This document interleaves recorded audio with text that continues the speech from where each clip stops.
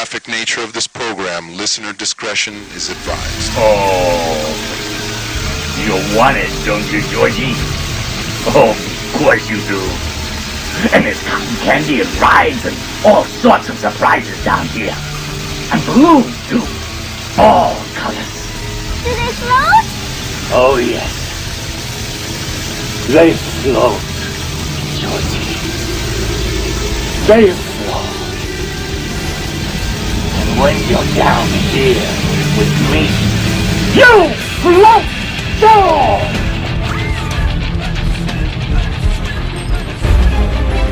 It's just a coincidence that you were talking about the Jack and Triumph show, and I'm here. Thank you so much for having me on your podcast. Hey man, this is Kevin Smith, guy who makes all those unlistenable podcasts over at smodcast.com, and you're listening to the Two Strangers, One Podcast. This is podcasting. You're listening to Two Strangers, One Podcast. Subscribe to us on iTunes or on the Stitcher app for Android devices. Please visit twostrangersonepodcast.net. Now, here's Chris Cologne and Paul Pasquillo. Well, hello and welcome to Two Strangers, One Podcast. I'm Chris. I'm Paul. And Paul, you got your pass, I got my pass, Matt the cameraman got his pass. We are going to New York Comic Con. Well, Provided, we won't go into that. provided, worst case scenario. But look, Chris at doesn't... least Paul and Matt are going to go to New York Comic Con. No, everything should be good. Just knock on wood and pray to whatever. Here, I'll rub the computer. Whatever fake being in the sky you believe in, just pray that I will make it to New York Comic Con. But let's just say I will. I have no intention of not going, I guess would be the best way to put it. But c'est la vie. It is. I have what it important is. business to handle, okay? So your ass better be able to go. Well, you'll have Matt. You know, Matt is such a good, Matt will be the good so this is what's going to happen, okay? So if Chris doesn't go down there, I'm going to go to his mom's house and stay at his mom's house like as previously planned. And we are... And she has no choice in the matter. This is episode 248. New York Comic Con is about a month away. So we're probably going to do episode 249 between now and then. And maybe, just maybe, we can do an episode 250... like either like right at Comic-Con or during Comic-Con or in the middle of the day or something like that. We'll figure it out. We'll do it live. Well, so I feel like Chris is going to be like every second they were to come. Oh look, we're in front of the Batman booth. Hey, let's go live. Oh God. Okay. And don't get me wrong. I love Matt, and Matt is my good luck charm and that. But Matt, like, he likes to hang out in the press area, and I'm like, dude, we're at Comic-Con. Like, I wait all year for this, and it's not like. Okay, the first year I was all excited and everything like that. The second year, once again, I'm still all excited. I don't know, is this year number 3 or number 4 for me? I forgot.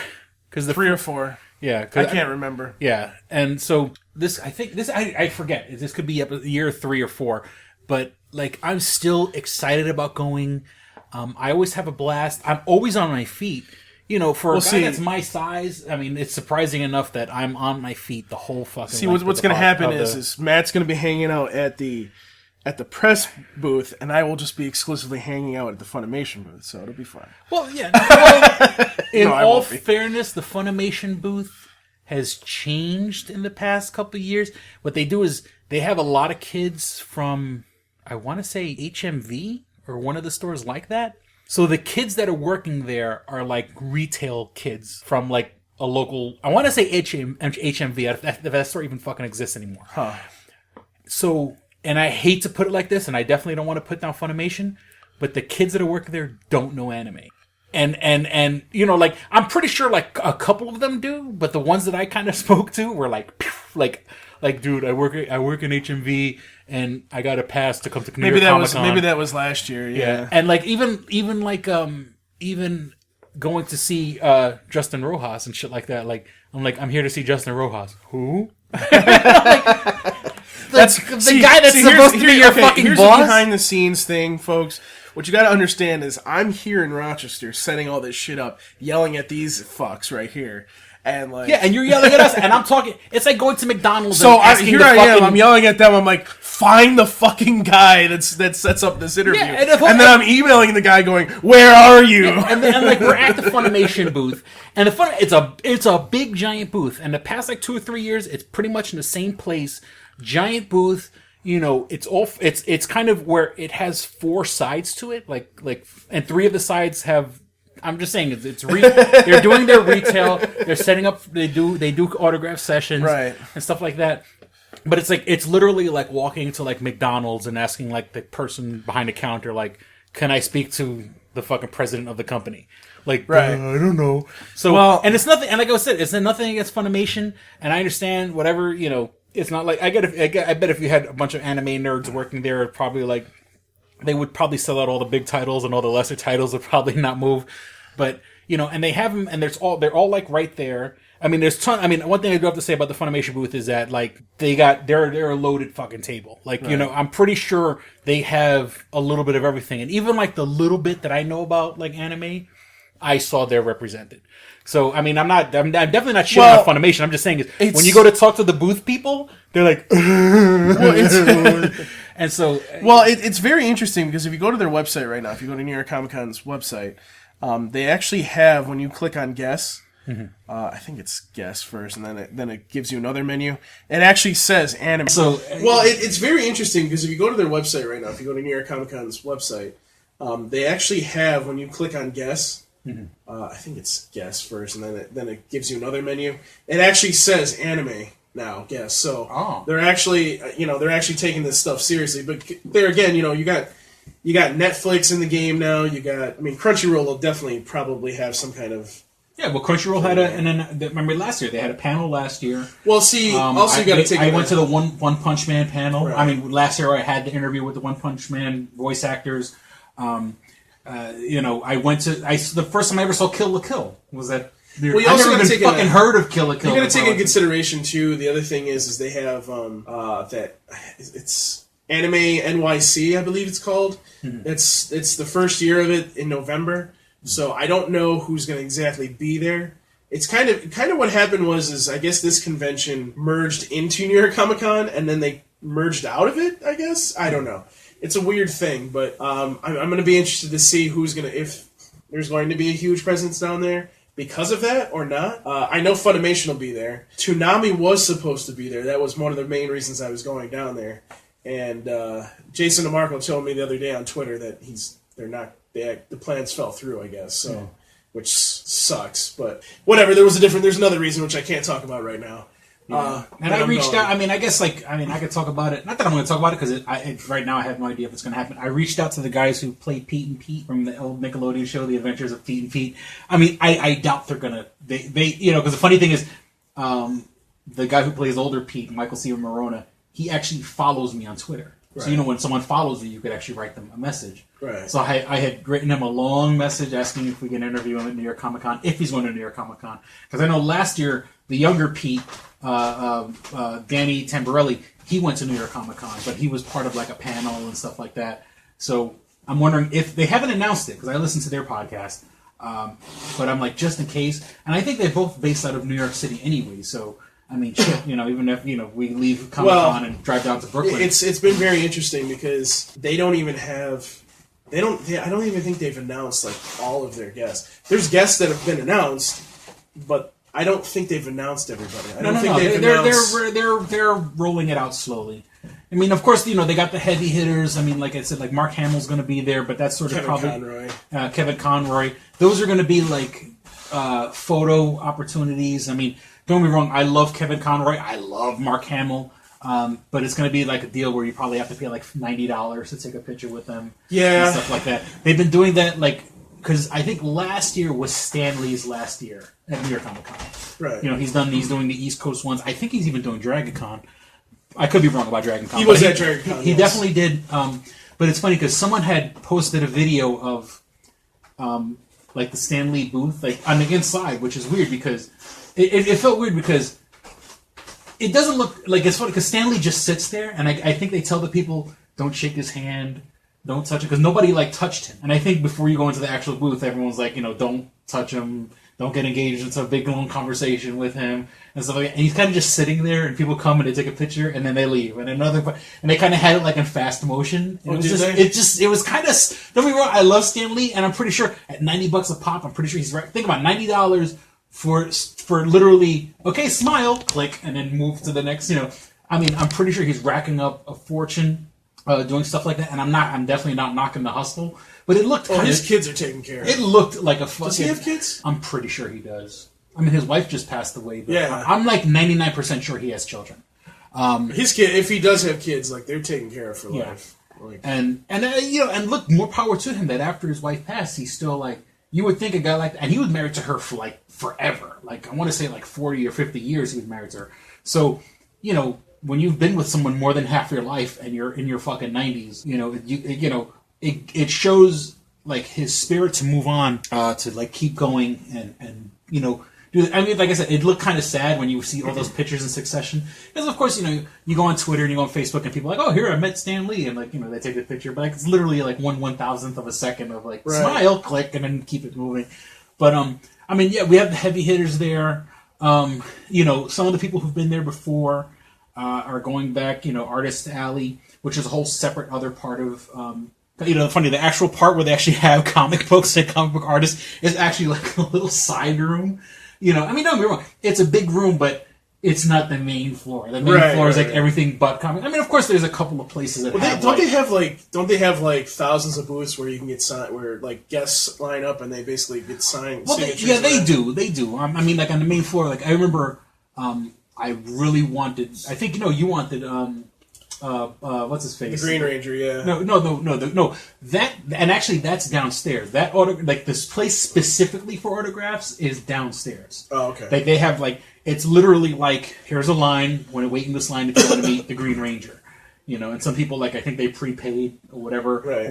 And so, here's a line and you can meet somebody from Star Trek, or here's a line and you can meet, such and such actor. Like I said, with us it was a Green Ranger. He's my white whale. That's like if we could. I think if he's going to New York Comic Con this year, we should focus our efforts on trying to get a Jason David Frank interview, because it was because of him that I missed the interview with him, because his people said, "Oh no, come back on." We met him on. It was supposed to be for Saturday, and they told us to come back Sunday, but I wasn't going to be there Sunday. But I think because I think we were kind of like brainstorming on who we should try to interview. I've already within the first couple days of September, I already sent emails out to a couple companies. So I sent one out to see what happens is I try to hit up the usuals, and then what I do is I try to go out, like try to hit a home run. Yeah. Look, it does not hurt. Like last year when I was with John Galbo, I mean, we literally missed. Of course, there was no way we were going to talk to him, but like John Galbo, literally, Andy Serkis. John Galbo was taking a piss in the same bathroom as Andy Serkis. Here's the thing: like we could actually, excuse me, I think that we could actually probably hit a lot more panels between you and me, because part of the problem is Matt likes to go to his panels, and I love Matt. Don't get me wrong, but Matt is very set on certain panels, and this year. The panel the Once Upon a Time panel, which is the one he loves to go to, is going to be. It's not even in. It's in a theater next to the Javits Center. Is it right next to it? I don't think it's like right next to it, but it's like 2 or 3 blocks away. Because all these other theaters in the area kind of take up little sideshows and stuff like that. Oh, okay. Come here and see the Japanese Toy Expo. So, I mean, I'm kind of serious. It's like an actual thing. Or come here and like Kevin Smith last year had a panel thing going on, which he probably will again this year. I'm a little sick. Yeah, Paul's got snot running down a nose. For the people at home, I just want to let you know that I'm breathe, looking at Paul, I just see this big giant fucking booger just hanging there. Speaking of not recording Friday, that was a good reason. Shut up. It was a good reason that you didn't, because like Wednesday, like I had my colds now that I'm older. Mm-hmm. I don't know what it is, but it's like somebody reaches down the back of my throat and just scratches it. Well, I mean, your job has you dealing with you're in the fucking right. So well, it's also what happened. My body, I swear to God, every single year, my body, when we go from really hot weather down to we start to go to the 60s and the 50s, my body's like, oh, you've been healthy all summer. Fuck you. So it's like, here's a cold. We're going to test you and see if you can take this. So it started Wednesday, it started with that and was sore. Then it became less sore, and then it went away, and then I was just coughing and snot, and it just progressed to what I just have a little bit of snot, and maybe I don't even have a cough now, but It's just, it just... You're fucking public. I'm like, that kind of pisses me off, but thankfully, like, we didn't have a lot of people this summer, so I didn't have to deal with that as much either. Well, I was going to say, with the transition, because we were going to record on Friday, but we didn't, because I had a very, very shitty day on Friday. Yes. For those following the episodes, for those who have been following the podcast, I've been unemployed, and I've been unemployed for about a month and a half now, and, things just get shittier and shittier. And I mean, knock on wood, I have a couple of things, because first, my unemployment got denied. Then I go to public assistance. Yeah. Like, literally, I applied for welfare. And they go, oh, well, since you didn't get your unemployment thing, your numbers have to get reset, and they pushed it back. So right now, like, the public assistance, the cash I was supposed to get, well, and I say I supposed to get, I don't want to sound like those people like, oh, they owe me, but the money that I was expecting, it's not going to be as soon as I expect, and it's going to get pushed back to next month. And, luckily for the time being, yes, I'm on food stamps, but I've been on the fucking job search like nobody's fucking business. I mean, this past week alone, I've been on Craigslist, Monster, Indeed, going to fucking interviews. I mean, literally, my days have been, this past week alone, I think I've worked literally like 16-hour days just looking for a job. And, I've applied to everything from fucking selling knives to selling vacuums, being a person that sells, and not sells vacuums to be the assistant to the person who sells vacuums, but going for like the maintenance. I've applied to be like now Spectrum is Time Warner, to be like the person that at Spectrum like who fixes the wires and shit like that, like climbs the sides of buildings and shit like that. What else? Pharmaceutical companies working the conveyor belts. Was Mott's, Mott's applesauce working the conveyor belt there. Looking for a job in and of itself. Insurance companies, a couple of other like quote unquote marketing companies. This past week has been fucking ridiculous, and I mean, I've had like 2 interviews each day for the past week. I've been like on 10 interviews, and some of them are callbacks. Like 2 of them have been like, we're going to follow up on the last interview, so that's good. I've had a couple of phone interviews. I had an interview where I had to be over Skype because you take like an aptitude test, and they want you on Skype because they want to make sure you're not cheating. So like, and that one it's a company that like it has. And I don't want to get into let me summarize this in 2 seconds. Chris is trying to get a job. Yeah, I've been doing. I mean, but I've been doing the job search. But it's funny, like all over the place. I think you work harder looking for a job than when you do actually get a job. As we record this on Monday, I got 2 things tomorrow. I got an interview at an insurance company, and I got for the job that I really want. Not that I really want, but I mean the one that's of all the jobs so far, the one that speaks to me the most. I have like a physical / like drug test tomorrow, so I got to go pee in a cup, and then I got to do like their physical, like lift a 50-pound box and put it down and climb a flight of stairs and climb a ladder. So, and that stuff. I mean, I'm a fat bastard, but I'm not that fat a bastard. So, the things that he has to do to get a job. Or yeah, I mean, they just want to make sure that you're not a total fucking slug. So, I've just a total fucking slug. But the funny thing, okay, so let me just speak about my experiences so far. A lot of these people they act like they're, okay, it sounds like the company that you want to go work for. That's, Ace Chemicals. You want to go work for Ace Chemicals.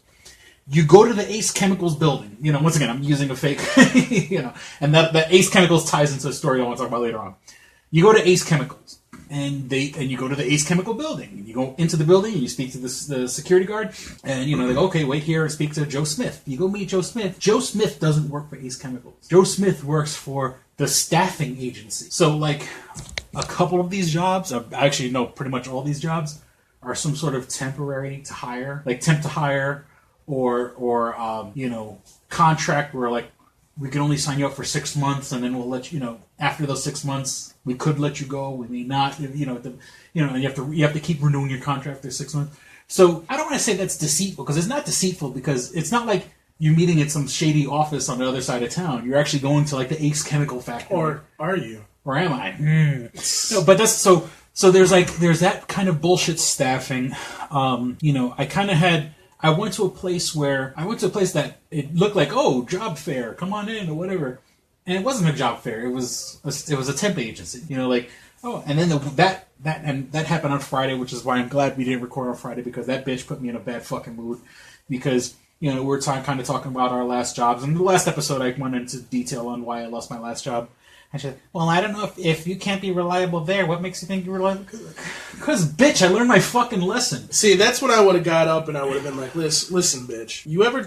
First of all, what's your manager's name?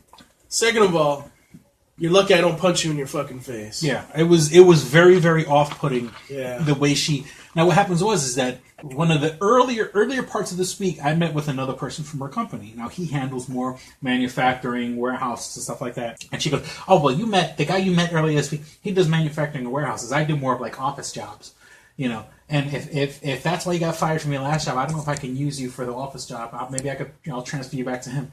And it's like, you know, like, you fucking snot. You know, you would think a staffing agency, I can understand if I came in and like, hi, I had got 15 felonies, and I haven't held on a job longer than 3 months my entire life. You know, if I came in with a real shitty attitude, you know, and stuff like that, I can understand giving me back a shitty attitude. But she just was giving me shit. Well, see, it's interesting because people sometimes think that if you go to an agency, a staffing agency, it's bad. Mm-hmm. But some of the companies here in Rochester were using those for a while, like ADT, the alarm company. Mm-hmm. They were using that for a long time. I used to try to get into that place. I couldn't because every time I would go to one of these events or I would do that, oh, we're full. We already got everybody hired. Like, what the fuck? Like, hello? Like, I'm better than half the people you just hired, and now I can't get a job? Like, that's why I gave up on trying to go to ADT, because... And plus, like, you know, like, I love my father, but just to bitch about my father real quick, like, he sits there, literally, almost every time I go over to... almost every time that I see him, it's like, why don't you have a better job?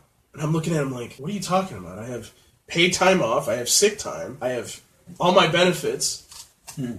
And I'm getting paid way more than minimum wage right now. So I do have a job. Mm-hmm. It's not a $50,000, you know, a year job, but I don't need $50,000. Get me times change. Yeah, like, and here's the thing. Like when he was our age, or whenever he started his career, things were a lot easier. I'm going to be honest with you, because my father went through the whole teaching thing. He became a principal, athletic director. Here's the thing. New York is actually, and this is kind of something we can add into this, New York's actually looking for teachers, and why that's kind of a big deal is because what happened is that this thing has not been recording. All right, so you know what? Hold on, don't. I'll just. All right, go on. I'll get the audio from the. Oh, okay. I was like, whoa. So it was really weird because it was like all of a sudden now they need teachers. Like it's the most weird. It's the weirdest thing I've ever seen. Uh-huh. You know? And all right, I'm sorry about that. We're just having some technical difficulties here. Yeah. I don't know what's going on. I'll get the audio from the video. Sounds good to me. But okay, go on. So basically, like every job now, unless you're a teacher or unless you're like somewhere up there, you're getting paid minimum wage, or you're getting paid maybe $1 or $2 over minimum wage. I'm getting paid more than that, and it pisses me off because it's like, listen, I'm not trying to, you know, be, you know, I want to do something I like. So it just amazes me because it's like, what are you talking about? Like I have a job, you know what I mean? Like I don't know. It's just weird to me, I guess, because it's like these jobs are changing. You're going to be able to make $15 an hour minimum wage at a fucking fast food restaurant. Why would I go and get a job that makes $50,000 a year and I'm just gonna kill myself? No, I'm gonna do what I want to do, and I'm gonna get I have a job, and by the way, it's gonna be over $15 an hour by the time all the minimum wage increases are up. Mm-hmm. So I'm fine. You know? Yeah, I mean, unfortunately, the economy's gotten into a point where they've really gotten into fucking screwing the little guy, and well, you know, I mean, I'm just saying of course, look, I mean, it's just totally my opinion, but it's just sort of like, you know, things, you know, if our parents yell at us, like, why can't you get a different job? I mean, you know, and this has been all over the internet, like the millennials versus like baby boomers. The times have changed. This is not the same, job, that is not the same market that you guys had growing up. Things are a lot fucking different. Yeah. And here's the other thing too, is it's like, you know, you sit here and you want, like, for example, I have a bachelor's in business administration. People don't know that. That's what I have. The reason I got that was not only to be like a manager, but also the fact that I wanted to start a business. The problem is because of all these wage increases and everything else, it's hard for me to start a business. I could do something online, and honestly, you know, the thought process in my mind is I'm probably going to, when all of this Toonami stuff, whether it continues for 15 years or whatever it does, whenever it ends, or before then, I may actually do it before then, I'm probably going to write a book about how to actually run a fan site. You know, sell it for $10. Dude, I'm going to make money off of that. I could make a good living off of that, you know what I mean? And, you know, that's in this age of social media where people are trying to do stuff and do the things that I do, like, I could make money doing that. But, you know, I have to do what I got to do right now, you know? Eventually everything comes around and makes money, you know? It is what it is. But, you know, that's kind of like the thing, well, you know, if my movie theater doesn't, you know, I could be in the same position you next year at this time, you know? So I could be without a job if they don't sign a new lease. So we'll see. I'm hoping they sign a new lease, and I'm hoping that we're going to be okay. But, you know, if that doesn't happen, I could be in the same position you are. Yeah. You know? I don't think that'll happen because they'll probably end up absorbing some of the managers into the other Regals, I think, personally. Yeah. I'm not going to count on that, but I think that's what would happen first. They would say, hey, I would probably be like, hey, can I go over to this theater? You know? Because if they got rid of our theater, everybody else's business would go up. You know what I'm saying? So, we'll see what happens, but, you know, then that's kind of something in the back of my mind. But, you know, right now I have a really good job. So, I mean, I don't like when people sit there and say, well, you need to get a better job. I'm doing what I want to do. I have secured myself in a position where I have the things I need. Let me do what I got to do. You know, after November, I get my vacation time re-ups, and I get 2 more weeks. I get 2 weeks of vacation instead of 1. Nice. So, guess what? Paul's going to be taking a week off. I'm not going to take a week off at the end of the year, but probably in 2018? 2018. Yeah, I'll be taking a vacation then too, because I don't take vacations, man. Yeah. Like I'm using 3 of my vacation days to go down to New York Comic Con. You know why? Because I planned it that way. You know why I didn't? The only reason I don't have 5 days is because 2 of them I had to use for that fucking goddamn snowstorm. Oh, that's right. Yeah. That was some, like, it literally, I had 2 shifts. I had on Tuesday, and I had one on Wednesday. Fucking storm hits on Tuesday, everything closes down. And then it went into Wednesday, nobody wanted to reopen, the mall closed, the mall was closed, nobody wanted to reopen because it was still doing shit. I had to take that day too. I'm like, what the fuck? I'm like, Jesus Christ. I mean, don't get me wrong, it was like a mini vacation in itself, but it was just like, fuck my life. Yeah, and look, that was up here in Rochester, that was a storm that shut down the city. That's the second for year in a row. about 2-3 days. That's the second year in a row. Well, okay, the year before we had it was one day that it shut down everything got shut down. When we got that day that we got like 18 to 20 inches, I'm going to tell you something. Never had that before. Never. I've been through an ice storm when I was a kid. I think we had another mini ice storm kind of before. That was the worst that I've been through, and that was like 1994. 18 inches to 20 inches in one day. Yeah, that's pretty fucking good. Like, and then, you know, and then a little earlier this year, we had forgive me if I'm wrong. Okay. 90-mile-an-hour winds. Yeah, we had a really weird or windstorm, like 100-mile-an-hour winds, or parts of our area had 100-mile-an-hour winds. Well, so what happens where is like a lamppost on my block literally got like ripped out of a tree and a lamppost. Well, I think the tree hit the lamppost. A tree got knocked down, ripping itself. I mean, and I'm not talking like a little rinky-dink tree. I mean, this was a fucking tree with it's the weirdest thing. The roots were like literally, I'm not even exaggerating, like 5 or 6 feet in diameter. I remember that because it was like a really sunny day, and basically, apparently, if it's cold and it's a sunny day and the sun's at the right angle, it will cause the winds to do this. You know, and it's called a windstorm. And yeah, it fucked up a lot of people. And that's the thing. Like like we got hit with that snowstorm. We got hit with a windstorm after that, and then we got hit with and then along the lake shore, they got hit with flooding. Oh yeah, the waters are rising off of Lake Ontario. Where like literally, and we mentioned this a couple episodes back, my daughter had a class trip to that area. They call it a beach. It's not really a beach, but it's called Ontario Beach.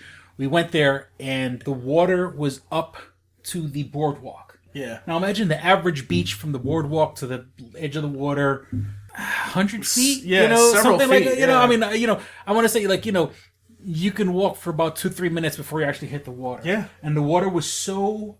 The water rose so much that it came to the boardwalk, and then we were literally there maybe like 2 weeks later, and the water had receded, but the sand was still wet. Like, you know what I'm saying? Like, and it didn't recede all the way. It usually was, but it receded to the point where, it was further away and you had a place, but that sand was still it was wet. It was wet. You can't go it's not beach. Right. It's wet sand. And then, of course, I mean, the big news that's been going on in our country recently, you got Harvey, Hurricane Harvey, that fucking has Texas underwater, and about 95% of the water's receded, so that's really good. But see, here's the good thing about that. I mean, it's good in that fact is that because it's so hot down there, Mm-hmm. it dried out quicker than it probably should have. Mm-hmm.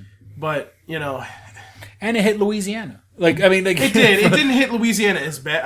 I don't because see that's the thing. Like CNN was just in Houston, so we really didn't get to see that. But Houston got really. I mean, like they literally showed Chris. They literally showed like they showed before and after images of a lot of this stuff. Mm-hmm. They showed like it was like several feet high, mm-hmm.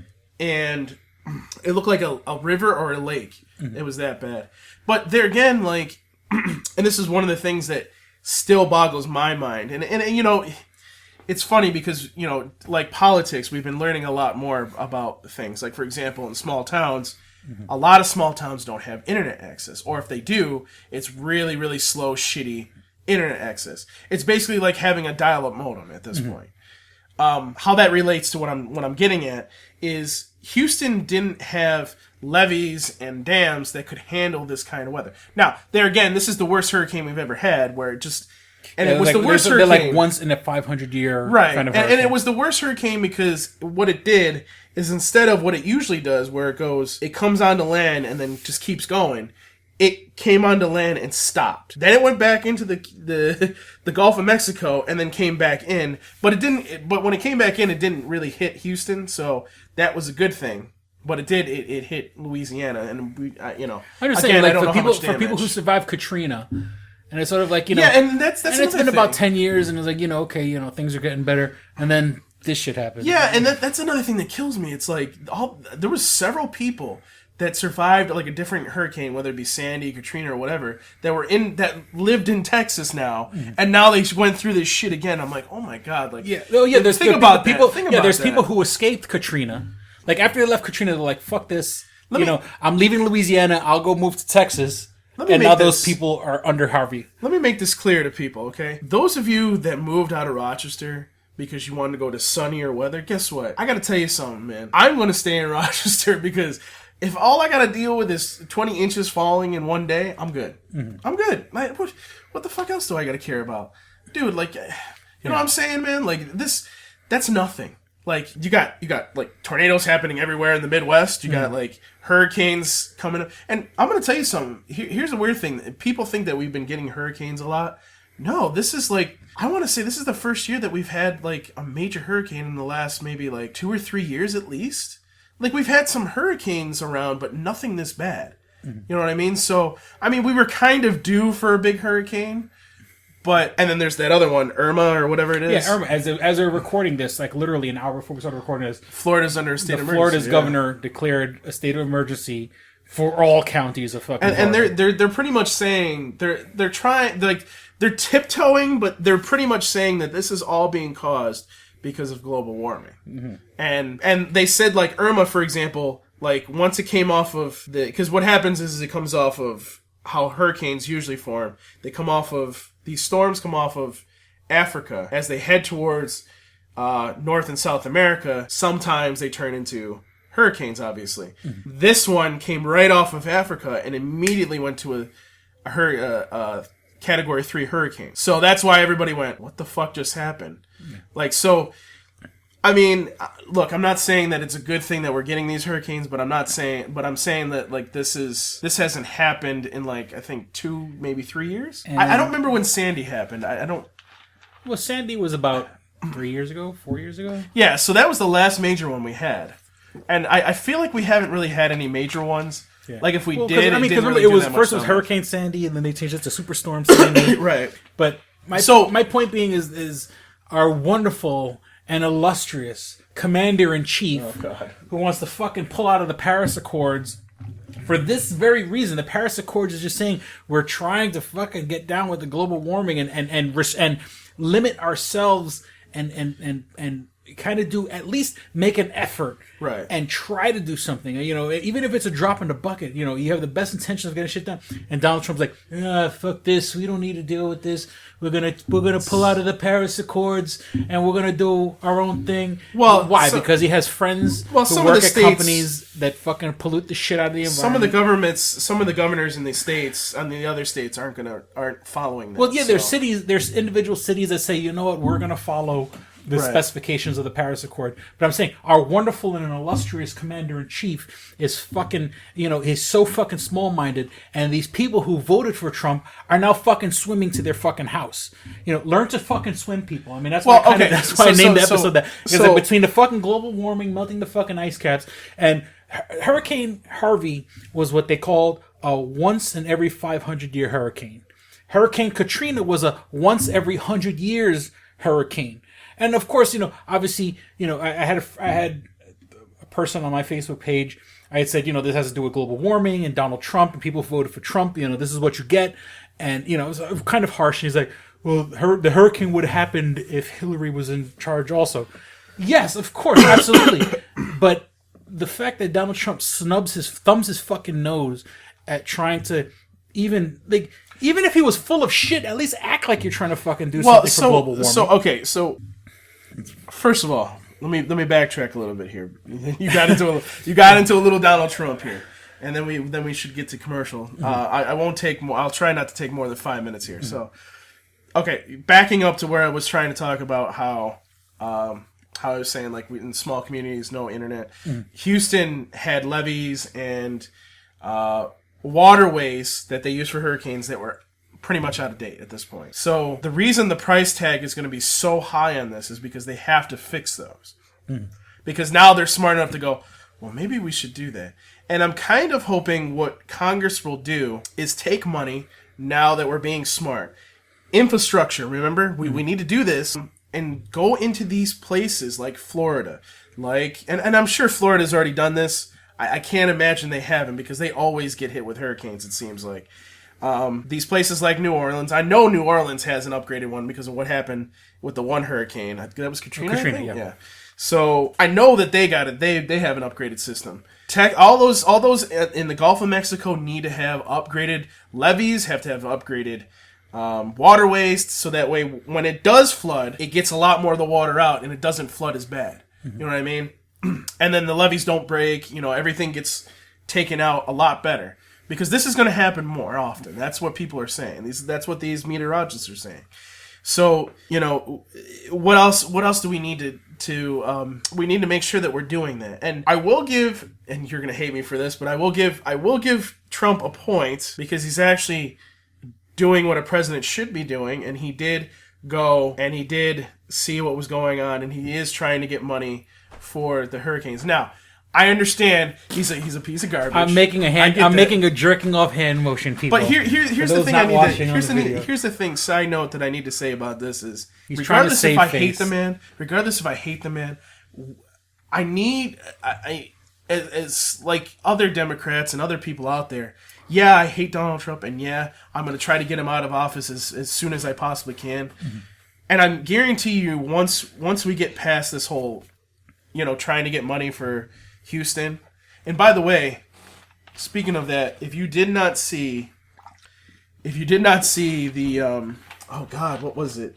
There was an interview with Chris Christie. I don't know if you saw it, but Chris Christie ripped Senator Ted Cruz from Texas. Yeah. He just ripped him, and he ripped all the senators. Because Texas didn't want to help out when we got hit with Sandy. Yeah. So basically what I'm saying to you is don't be surprised that there's a lot more restrictions on this money from New York and New Jersey senators, because that's what they're going to want if they're going to get on board with this shit. And they're going to sit there and they're going to be like, no, you can have your money, but you have to hit milestones to do it. Well, why are you doing that? Because you did the same shit to us. Milestones. Clear that fucking shit out. Make sure that these families are taken care of. Then we'll give you money for your levies in that. But not a dime until you fucking do that. And that's what's going to happen. I'm guaranteeing you right now. And it should happen because those fucks deserve that shit. And now, that said, Donald Trump, I don't want him... Look, I want him out of office, yes. But here's the problem. I need him to be a president. I need him to represent the United States, as best as he is a president. I need him to be a president. So when he does do good stuff, I will give him credit. He is doing what he's supposed to be doing. And I will also give him credit because it doesn't seem like his Twitter lately, at least in this last month since this happened, has actually been that bad. But that doesn't mean that Donald Trump's going to continue to do that. I'm not stupid. Okay. He's saving face. He's being publicly shamed into finally doing something, just like fucking Joel Osteen.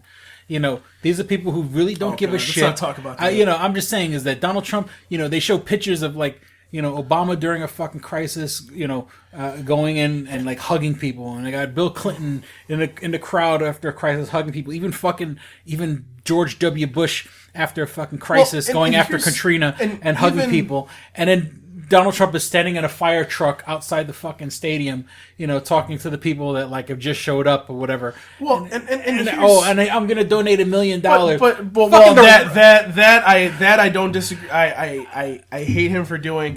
It's again this bullshit. Like, don't sit there and say something and then don't do it. Don't sit there and say, "Oh, I'm going to donate $1 million of my personal money," and then backtrack on that. Well, I'm saying this coming from a guy who had veterans organizations that he donated money to, but all those donations came from other people, and he donated in his name. Not to mention that it's a tax write-off over a guy who's notoriously known for hiding his fucking taxes. Look. It's such fucking lip service. It's such fucking bullshit. Everything that he's doing, and these people want to give him credit. Oh, he said he's giving $1 million. Fucking The Rock gave $25 million. Fucking what's his face? The little guy, Kevin Hart. Kevin Hart, $25 million. The president, the guy who talks about how wonderful and everything. It was $25,000. We're gonna be so many million. No, I think it was 25 million. I could be wrong. It's not gonna be 25. $25,000 ain't gonna do shit in fucking Texas. I mean, I'm pretty sure it was millions of dollars. Whatever. But here's the thing. I'm going to give $1 million to the people in Texas. For the fucking votes that he got there, he should be giving $100 million to fucking Texas because Texas was up Donald Trump's asshole. All right. We should move on from Trump because we'll be here all fucking night. All right. So but let me just say this. Look, okay. We need to make sure we take care of Texas. We need to make sure that we take care of our infrastructure, which means, just like Houston's going to get, we need to make sure that all of our infrastructures along the coast get this kind of stuff put in. But we also need to make sure that once that's all done, Article 25 needs to be put on the floor of both the House and the Senate, and it needs to be put into play. I guarantee you, Article 25? Article 25 is how they can impeach the president because he's unfit for, basically because of his white nationalist stuff that happened with Charlottesville. Mm-hmm. A lot of people are going to be able, and that's going to be brought up. Don't worry. Don't worry. It's going to be brought up. It's going to happen. And look, people will say, well, Mike Pence isn't better. Mike Pence is a lot better. I'm sorry. I hate to tell you this, but you see how Mike Pence conducts himself. Not saying he's a Republican. He's very conservative. I don't like the conservatism. However, he's presidential. I need somebody that is presidential for the next 3-4 years after we throw Trump out, to be that person, that represents us. Because the problem is that we have somebody right now that's not doing their job. And I'm hoping that, and the reason I'm giving Trump credit is because he is getting money for these people. And I want to make sure that he does that. And I want to give our president credit because that's how we're going to move forward here. When he does shit bad, and he does a lot of bad shit, unfortunately, we will call him on that. But the problem is we also have to give him credit when he's doing things right. I'm not saying that he's doing everything right, and this is probably the only thing that he will do right this year. But he needs to make sure, but we need to make sure that we do that. Because guess what? He's the only representative we have. They don't give a shit about Mike Pence. Yeah, Mike Pence is the vice president, but they don't give a shit about him. Trump is the guy. If Hillary Clinton, the same thing would be Hillary Clinton. But here's the thing. To that guy that said that, we wouldn't be close to war with North Korea if Clinton was there. I guarantee you that, because she wouldn't be talking like Trump is to them. Yeah. And that's why they've accelerated. Fire and fury. Right. Number two, let's see. We wouldn't have somebody propping up the white nationalists in our country. And three, we would actually be getting things done. I feel like we would be getting things done. I think actually Hillary would probably be able to work with a Republican run Senate and House, but the problem is we don't know how much they would budge on. Yeah, but at the very least, she would have been trying to make progress, even if she's hitting a fucking wall. At least show the effort of showing progress. And what's going to happen is Mexico is not going to build a wall. Mexico. Speaking of Mexico, they're actually donating. They're actually sending stuff to us. To Texas, because Texas is basically the fucking extension of Mexico. But Mexico. I find that ironic. They're going to build. They're not going to build a wall. They're going to build a dam. All right, Donald Trump. It's time for a commercial. They're going to build a dam, and Mexico's going to pay for it. And with that, we'll be back with more dick and fart jokes. This episode of Two Strangers, One Podcast is brought to you by Comics Etc. 1115 East Main and North Goodman at the Hungerford Building, door number 8. Find out more information at comicsetc.biz or like them on Facebook at facebook.com/comicsetc1. Did you ever see a film at such a young age it left you traumatized with cinematic wounds? Necrophilia. It's a dead issue, man. Don't push it. Cinema Psyops is a weekly podcast documenting an ongoing experiment on the mind of an unwilling test subject. No one should have to watch this movie. Oh, no one should have to watch this? No one should have to watch this movie. Surprisingly, it's not a topic that a lot of people really want to tackle. I'm shocked, prudes. I know, really. Right? It's the next sexual frontier that no one wants to explore. I am, in the most sincerest of senses, disappointed in you. It takes a powerful goddess like Connie, jam her arm down the monster's throat and kill it. Oh, I'm still tripping out over that. Even as a kid, I was like, I gotta find a girl like that. Every week, I get a new look of disappointment that I never thought I could get out of her. Unimaginable. At 12 years old, you should not be watching this movie. Obviously. At 13, you should not be. 14, you shouldn't be. I'm not entirely sure even 17-year-olds should be watching this movie. Just because you're offended by something doesn't mean that you have the right to demand that it doesn't exist. Watching this film again, I had all of this little nerd glee with everything that kept little popping history up. all popping up absolutely. at you. So I totally loved this film. Hey, I know why you couldn't see that. It's because your brain's warped from watching this shit at 12 years old. Yeah, this is a rough movie. I told you ahead of time when we were getting ready to do it that it was going to be a rough How could you watch one. this shit at 12? Because physical wounds heal, cinematic ones don't. Listen to Cinema Psyops. Click and Hit, enhancing the experience for all recreational smokers. Click and Hit is a one-handed portable vaporizer. This smoking pipe has a compact 4-stage design, complete with a built-in, windproof, butane refillable torch lighter. The large burn chamber holds your stash of legal herb or pipe tobacco. Click the button to ignite and inhale as usual. When you are done, put it back in your pocket for later. Smoke anytime with the touch of a button. No more carrying around grinders and tins. Pipe, rolling papers, and even your lighter at home. The Click and Hit cordless vaporizer is no bigger than a normal cigar, making it the world's smallest and most discreet vaporizer. It's perfect for use in small places or shared rooms. It's efficient, getting 5 to 8 draws from your packed chamber. It's affordable at just $19.95 each. Buy 3 and the shipping is free. Buy 4 and you get the 5th one free. Visit www.click-n-hit.com. That's clickandhit.com. And now for listeners of Two Strangers, One Podcast, you can use promo code STRANGERS and receive 10% off your purchase at clickandhit.com. That's promo code STRANGERS for 10% off your purchase. And we're back. All right, Paul. So we kind of just blew our load. I mean, we did have technical difficulties, but hopefully I'll be able to retrieve the audio. So if you wonder why in the first part of the show, the audio gets a little shitty, it's because I'm actually taking it from the cell phone cam. Basically, Chris fucked up. It's not bad audio. For some reason, it just stopped recording. The way my computer stopped recording right now. What the fuck is going on? Okay. Well, yeah, it does that from time to time. Not respond. So See this computer? We're going to use this from now on. Okay. Okay. But anyways, Right, so let's get into the nerdy news. I mean, not really nerdy news, but I have it in my first part of the episode. But I just want to say that fucking bullshit ass Mayweather McGregor fucking bullshit ass fight for guys who talk so much shit. Don't be wrong. They're geniuses because they talked a lot of shit. They got a lot of people fucking riled up, and that fight was the most pathetic, sad fucking excuse for a fight that I've ever fucking seen. Because Mayweather's a little dancing fucking bitch, and let's forget about, let's not even mention his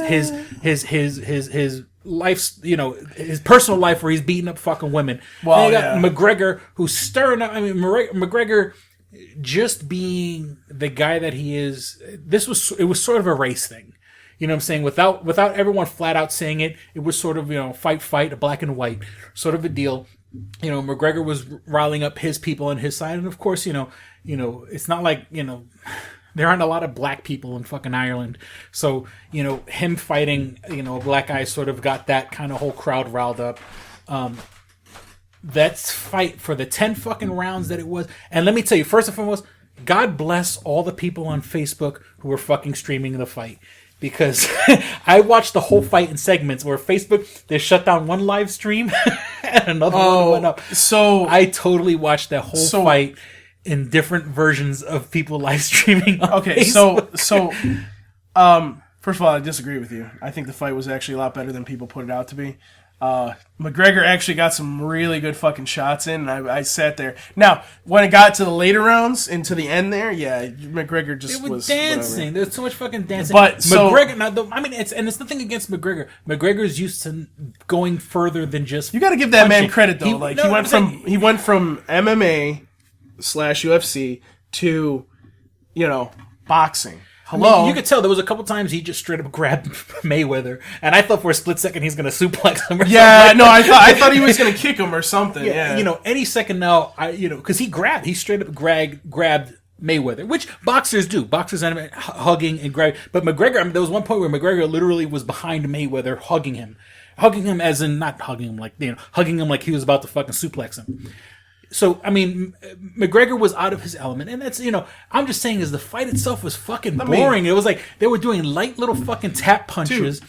For guys, I'm just saying, for these guys who talk all the shit that they fucking talk.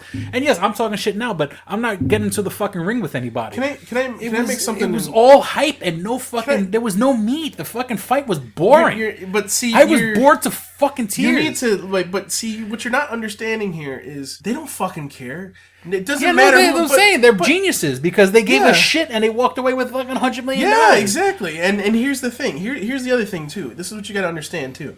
Okay, I left the movie theater on that night. I was working, obviously. I left there. What was it? 12:30. It was a Saturday night, right? So and the fight ended around 1 o'clock. I couldn't get out.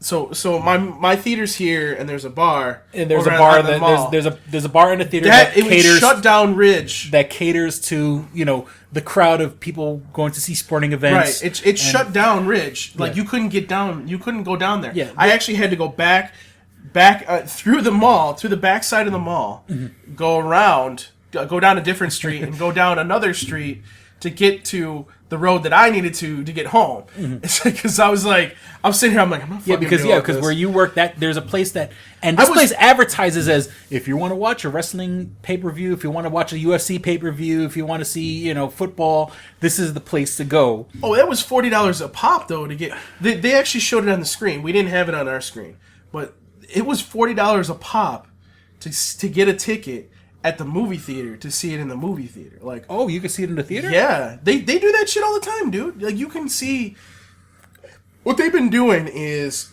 like a Fathom event or something? Yeah, it's Fathom events. What they've been doing is they do the opera. People know about that. They do the opera, the Met Opera. They do boxing matches. That's one of them. They do anime a lot. They recently just did. Well, I know, like the same day it came out on Blu-ray DVD, or the night before it came out on Blu-ray and DVD, they had the Batman and Harley Quinn. So, I mean, what I'm saying to you is that this happens all the time. So, I mean, I don't know how well it did in the theater, but I'm gonna say like it's it's interesting to see that happen. But Jen says still recording on a holiday. Good for you too. Yeah. Well, hey, we gotta record when we gotta fucking record. You know what I'm saying? So, but yeah, I mean, dude, like, it doesn't really matter. They all made money. So, and look, I did like this many people at the fucking movie theater all day. So yeah, I mean, I'm just saying is I didn't like the fight. Okay, so let's get to a couple of things. Okay, I saw Annabelle Creation the other night with your daughter at at a rival theater, not Paul's. But for that, see this right here. That being said, I was in another part of town. Wasn't my idea because my daughter's mother wanted to get her hair cut before school started. So we were in another part of town. I went to one of your competitors that does have the luxury seating. Fuck them. It was a nice fucking like automated recliner, and I was leaned all the way back. Yeah, you know what? This is my impression of Chris. Yeah.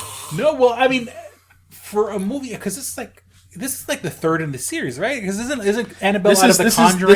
This is supposed to be the first one, I believe. So. Well, I'm saying it's a prequel, but right. It's like isn't Annabelle and The Conjuring like the same kind of shit? Yeah. So, well, basically, the whole idea of Annabelle came out of the fact that. The one guy has like all these evil things locked up in a room.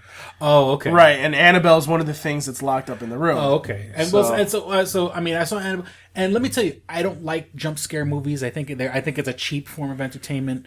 I think they make these movies for fucking $50 and they make $50 million.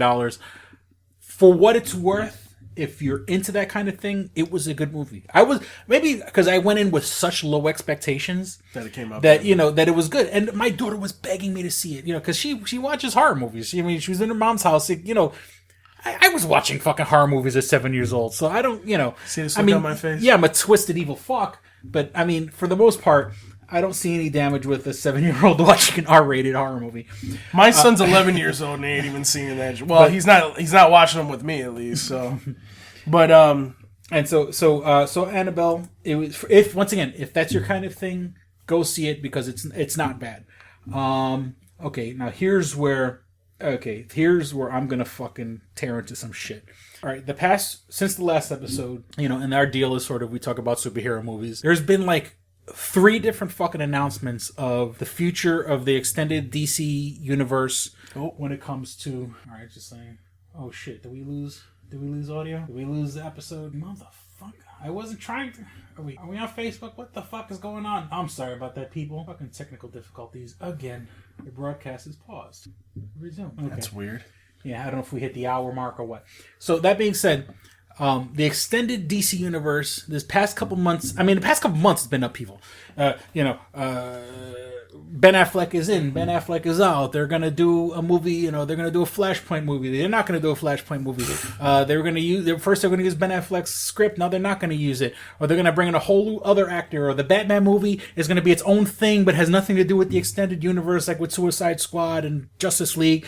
There's been a lot of fucking bullshit with DC. And don't be wrong, I love DC. Their animated movies are the fucking bomb. I just saw Batman and Harley Quinn the other day. Great fucking movie. I mean, I do have kind of a beef with... Harley Quinn has a quote-unquote love scene with Nightwing. It was totally fucking unnecessary. She stands on her... Poison Ivy's in the movie. And Poison Ivy's with... I forgot the character's name. But basically, he's like an alternate universe version of the Swamp Thing. And they're both like plant people. They didn't fuck. You know what I'm saying? Like, why do they have to have a sex scene between Nightwing and Harley Quinn? Then in this movie, they didn't use the traditional Tara Strong to do the voice. They brought in Melissa Rauch, the girl from Big Bang Theory. The girlfriend, Wolowitz's wife, the short blonde one. And yeah, she kind of did. But they really pushed the whole like Brooklyn, Jersey accent that Harley Quinn has. Like, it was way too much, and they made it like way too like she was doing a lot of like Yiddish jokes or Jewish jokes, which the Joker does on occasion. But I mean, they fucking packed the fucking script with it. So I don't want to say, and it wasn't bad. I'm just saying it's not the Harley Quinn I was used to. It was totally unnecessary for her to fuck Nightwing. But that being said, it was a good movie. The DC animated movies are fucking what the DC extended universe is supposed to be.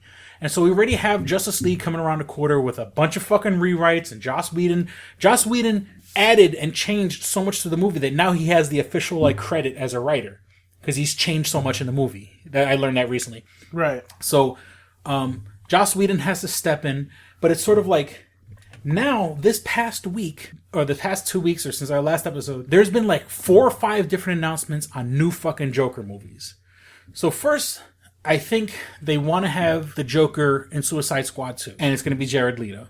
Then there was an announcement that they're going to do a solo Joker Harley Quinn movie. Right. Once again with Jared Leto and Margot Robbie.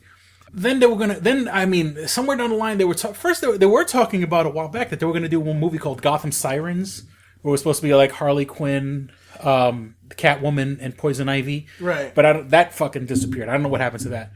But now the biggest fucking double fuck you to the fans, and people are excited about this, and I don't know why. They want to do a Joker origin movie, produced by Martin Scorsese, starring Leonardo DiCaprio. What the fuck is going on with these people? Whoa, wait, stop. So there is no, he's not. They haven't said that it's going to be him. It hasn't been confirmed. It's been rumored that they've made an offer, but he's not been confirmed, nor have they announced. Yeah, that. I'm just saying, is Martin Scorsese's worked with Leonardo DiCaprio? If the article that I read was correct, that's not. Leonardo DiCaprio has been in 5 of Scorsese's past 7 movies that he's made. And then let's understand what they're saying.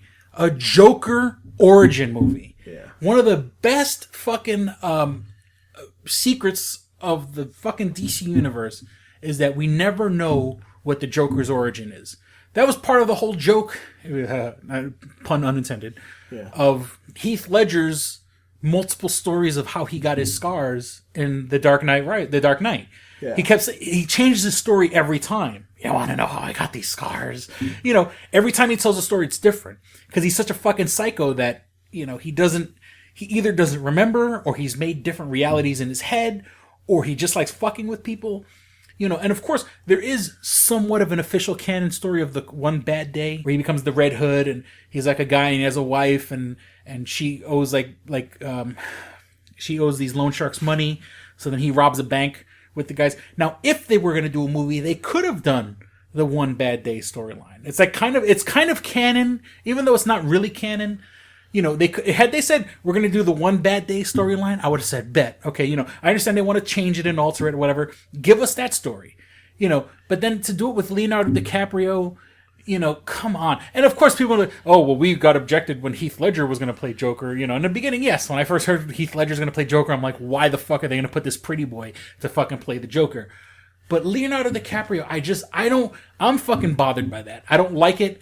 Martin Scorsese. And then once again, it's a Joker origin movie. And then total rumor, but it's supposed to be like a 40s crime noir drama deal where he's a kid born with a smile all the time. How like in the 89 Batman, the chemicals make his mouth go like what they call the erectus grin. The kid is born with an erectus grin. He's constantly smiling.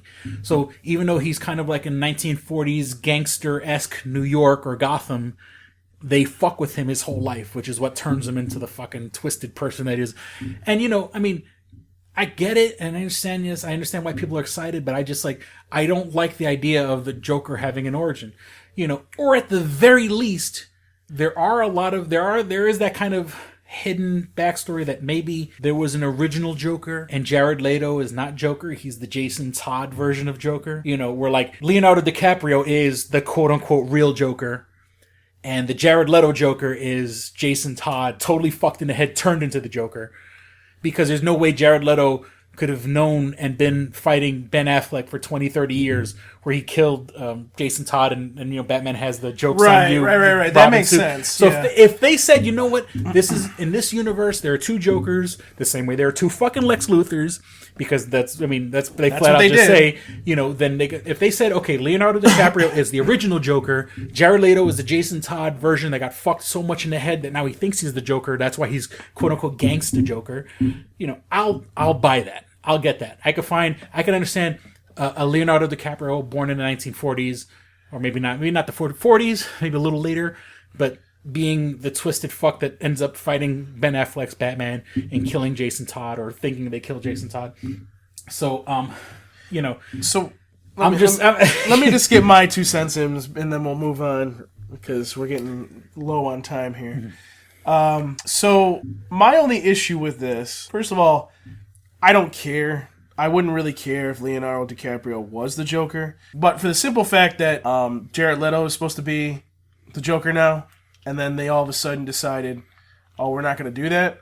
But they're going to do it, but they're not going to do it, and then they are going to do it, and it's like, okay, wait, you're confusing me so fucking much right now. Yeah. So, and remember, you got to understand, there's articles reading that Jared Leto is pissed about this. Yeah, he's talking to his agents. And, like, like what the his fuck? agency, like, it's so bad that the rival agency is trying to recruit him because they're not doing, his actual agency that he's with right now isn't doing their job. So, basically, what's happening here, and I think that it needs to be addressed, is that DC, and we've been noticing this with the Ben Affleck thing, we've been noticing this with a lot of things, they're all over the fucking place. Yeah. I don't know what Kevin Feige. They need their version of Kevin Feige. Yeah. Maybe, I mean, hopefully, maybe Joss Whedon will step up and do that role. But they need one person to direct the ship, right? say, And I think that's the problem. This is what we're gonna do. Yeah, and I think what they need to do is they need to do exactly what Disney has allowed Marvel to do, and that's like, okay, here's the map, here's the points on the map, which the points on the map are each individual movie. Okay, and then we're leading to this one point, okay, and then we're gonna split off again. So DC does not have this map; they just have, we're doing this movie, we're doing this movie, we're doing this movie. Oh, people like the Joker. And it's like, we finally got on it. They finally said, okay, we're going to do a Suicide Squad. They're going to do a Suicide Squad movie, which, has been known as Task Force X. It kind of has another couple different names. But that being said, they said, okay, we're going to do a Suicide Squad movie. Great. We're finally going to focus on other bad guys in the DC universe. Right. Oh, but we got to wedge fucking Joker in there. There was no reason for Joker to be in that movie other than for fucking fan service. And it's like, yes, people know the Joker, but how many fucking Jokers, how many times are we going to see Joker in a Batman movie or in that universe? No, it's give it a fucking rest. The whole reason of Suicide Squad was to show us, hey, look, here's some other cool fucking characters. Here's some other cool bad guys. And here's the thing, like, I don't remember, like, if they picked a director for Suicide Squad 2 yet. But if Mel Gibson was going to be the director, which was a rumor, then what's-her-name wouldn't come back as Harley Quinn, which is going to piss off a bunch of people. So, doing this Joker / Harley Quinn movie that they had said, I think was a good idea. I personally think that they need to continue to explore this Jared Leto Joker, because I really like what he's doing with it. It's definitely a different take, and that's the one thing I like that I've noticed is, like, you get these people, and it's the same thing with the animated series. You get these different Jokers, and they try to be a Joker that we know of. It looks like died. Oh, did it? Yeah, that's my bad. I thought it wasn't on Charger. Yeah, it's on the Charger right now. That's weird. Yeah. Okay. Well. So, anyways, that's so stupid. So basically, like, I like the fact that Jared Leto made this gangster Joker. Mm-hmm. It kind of makes a little bit more sense actually in our time. Mm-hmm. So gangsta. But then you have who is it? Then you have, for example, like, if you watched The Batman, that's an animated series. It's actually on Netflix still, I think. Mm-hmm. It might have come off because of that whole Warner Brothers DC streaming service. I fucking hate that thing. And I think it's so stupid, by the way.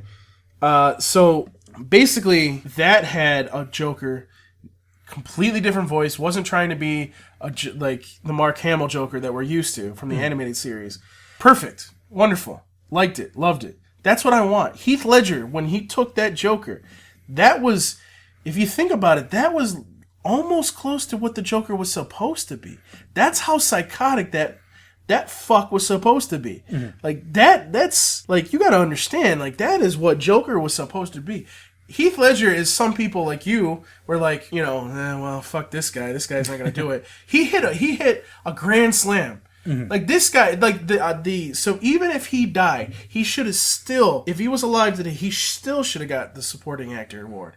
Mm-hmm. Like, that's how good he did. And, for me, like, it just makes sense. You know what I mean? It just makes sense that we continue with this Joker, because a lot of people are excited about it. Look at the numbers that Suicide Squad did. Continue that. And the one thing I want them to do is figure this out quickly and get another sequel out. The problem that these movie studios do, and it's one thing that pisses me off because I am obviously in the industry. You know, we're at the bottom of the industry, obviously, because we're the ones playing the movies.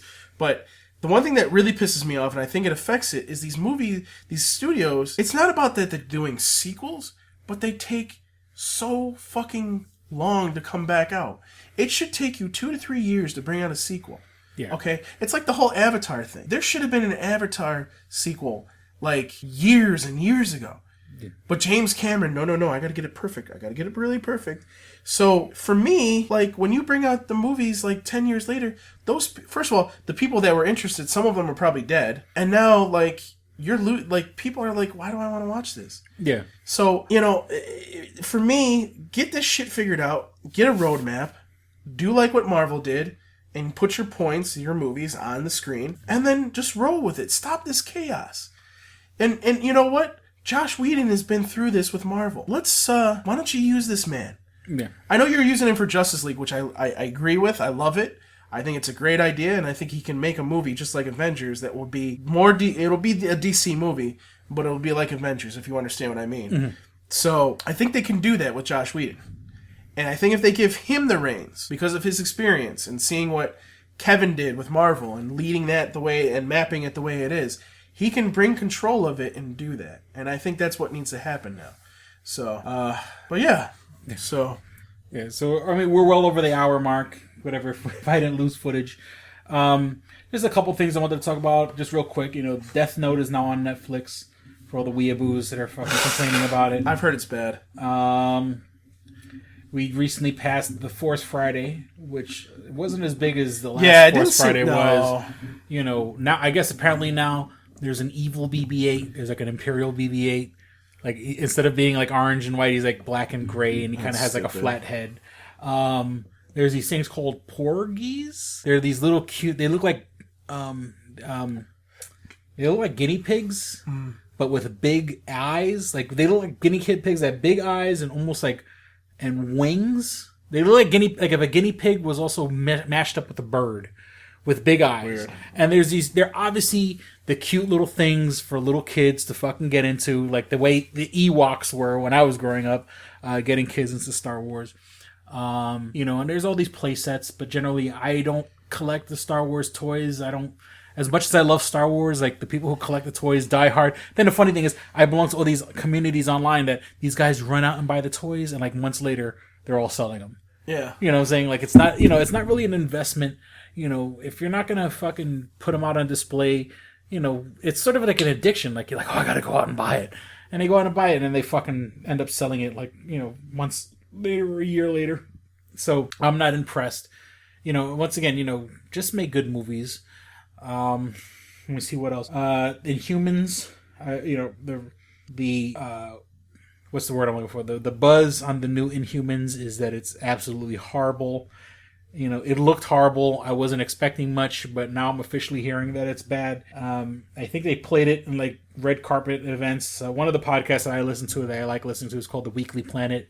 Apparently those guys already saw it and they said it was absolutely horrible. Tobe Hooper, the director of the Texas Chainsaw Massacre, passed away.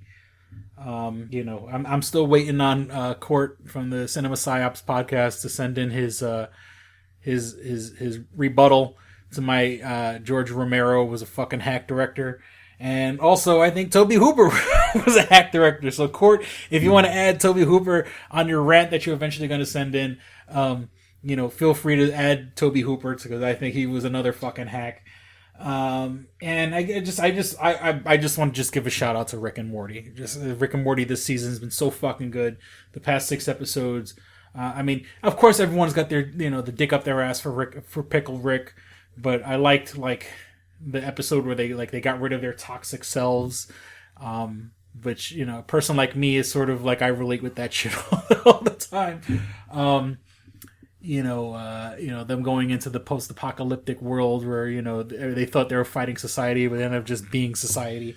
If you guys haven't checked out the new season of Rick and Morty, you guys got to do it. It's just incredible. I believe it's on the Adult Swim website. Some of them are. Not all the episodes. Not all the episodes, but I think all the episodes of this season. They pretty much. I think they did like 2 or 3, and then they said "fuck you, trolls." But I think like if they're like 2 or 3 weeks behind. Like so, I think like the first 4 episodes as of this recording, I think the first 4 episodes are up on Adult Swim. Right.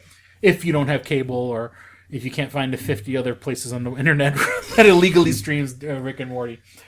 All right, so that being said, I think we should wrap it up. That's what she said. Please visit twostrangersonepodcast.net, where you can find all things show related. And I reminder to myself that, Paul reminded me earlier that I have to renew Paul unintentionally reminded me that I do have to renew the website. Hopefully for more than just another year, because I keep fucking slipping. Visit twostrangersonepodcast.net, where you can find all things show related. You can find links to our iTunes page.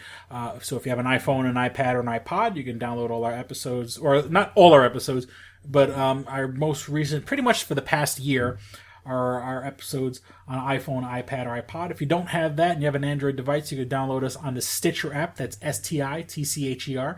The Stitcher app, it's pretty much what I use to listen to all my podcasts. No offense to all the other apps out there, but Stitcher seems to be my go-to bread and butter. What I do is I put it on the listen later option and the available offline. So while you're in your Wi-Fi spot, if you look at a local library, McDonald's or Starbucks or something like that, you could download the episodes and listen to them later without killing your data or killing your battery. And of course, the original hosting site, SoundCloud, for both Android and iPhone devices, you could go to the SoundCloud site and download the episodes. Sometimes I forget, but then I go back and I double check, and I'm pretty sure all of our episodes that are on SoundCloud are still available for download. If you want to follow us on Facebook, just go to facebook.com/twostrangersonepodcast. We want your money. We need your money. But if we can't get your money, you could take 2 seconds and share and like the episode on Facebook, share and like our page. Let your friends know, this is a good show, they're pretty funny. Check them out, because right now I like to use a word of mouth, because I'm still fucking broke, so I can't pay for anything. If you want to write us, you can write us at twostrangersonepodcast@gmail.com. Sadly enough, our number one fan, Oscar, hasn't written us in a while, and it's sad when I go and I check the email, and like he hasn't written us since July 28th. He's clean shaven for you, Jesus Christ. Yeah, right. Dude. I finally shaved the beard, and now he's not saying that I look like I have a dead squirrel on my face. Let me see what else we have. If you want to follow us on Twitter, we're at Stranger Podcast, little @ Stranger Podcast. And if you want to listen to the older episodes, the ones that aren't available on SoundCloud, I have uploaded all our past episodes on Facebook. Just go on Facebook and search for Two Strangers, One Podcast. You can find old episodes. You could find my Stranger Vlogs, which sadly enough, yes, I've stopped doing my Stranger Vlogs for a while. I want to get back to it, but I've just been so crazy busy with other things. But you can watch my first... He's been fapping too much. My first 30 Stranger Vlogs.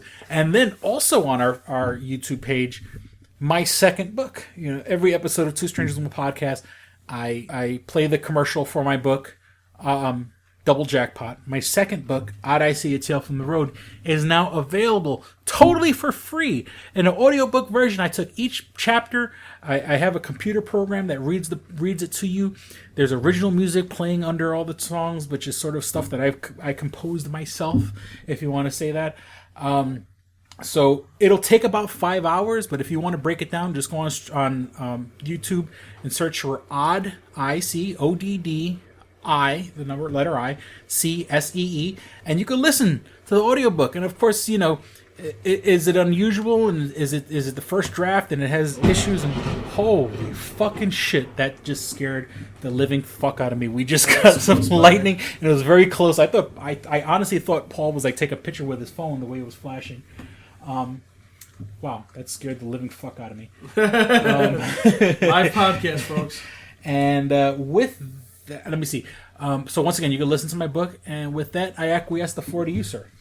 Well, if we're still alive, you can as I clean out my drawers. Yeah. You can find me on Twitter at Paul Pascrillo. You can find me on Instagram, instagram.com/Paul Pascrillo, which I will be using at New York Comic Con, so you will see a lot of pictures from that. Here comes the heater. Not the heater, the water heater. At the end of the podcast. Yeah, I know. As always. It's a tradition. Let's see. You can email me. It's Paul Pascrillo at ToonamiFaithful.com if you have any questions. And, of course, you can ask me questions. It's ask.fm/Paul Pascrillo. So, yeah. And if you know somebody that's going to Comic-Con, New York Comic-Con, or if you yourself are going to New York Comic-Con, and you want to, like, come hang out, or we want to do a meetup. If you want to do a meetup, you want to come, I don't know, do anything. I'll do anything. Chris is begging. Feel free to reach out to us, and maybe we can hook up and take some pictures, or if you want to come and join us, we'll have a blast. Because hopefully, unless fucking horrible things happen to me, I'll be going to New York Comic Con, and I hope so. We'll have a good old fucking time. We'll have a gay old time. No. And with that, we certainly hope you guys enjoyed listening and had as much fun as we did recording. As I'm fucking cleaning the shit stains out of my drawers because that scared the fuck out of me. That lightning. They talk about global warming. We got fucking lightning bolts hitting fucking Rochester, for Christ's sake. Yeah.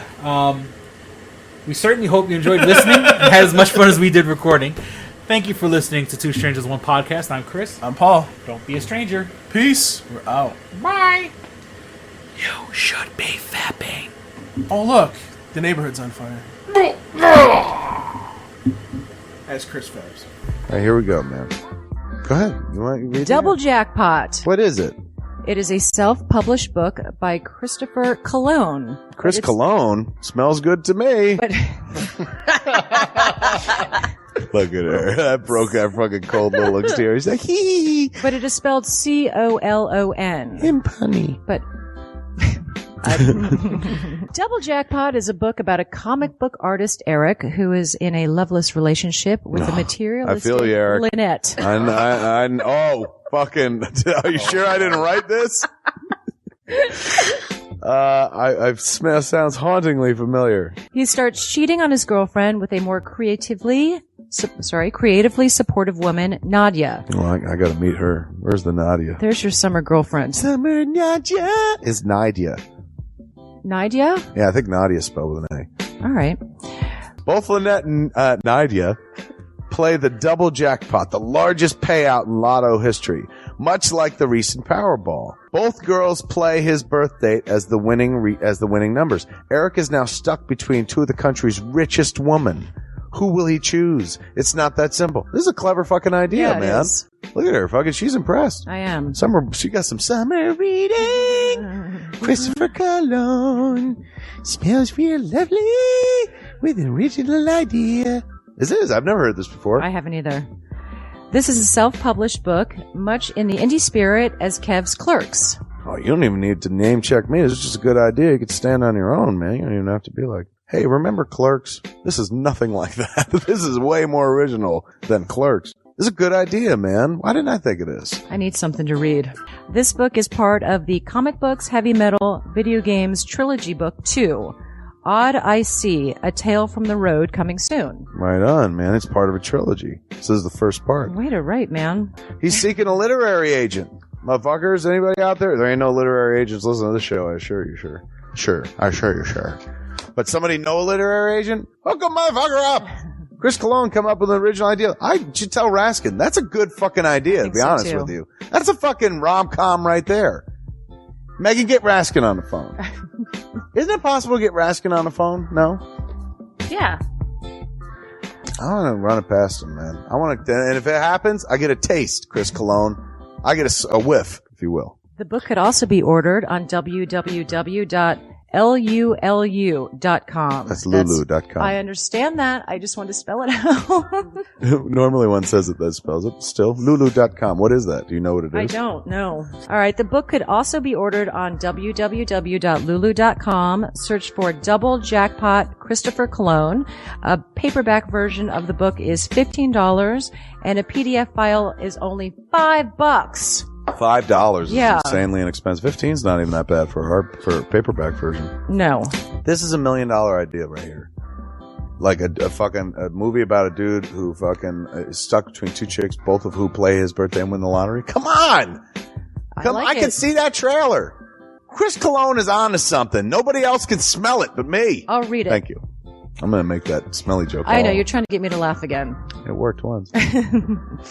Double Jackpot is a self-published book by Chris Cologne, man. It's the first book in his comic books, heavy metal, video games trilogy. Book 2, Odd I See, A Tale from the Road, should be coming out soon. Get all the information at Chris Cologne, like a motherfucker. I will his totally book, read this. Double Jackpot. I'm serious. I'm going to recommend that to fucking Raskin. How is that not a movie? You know what I'm saying?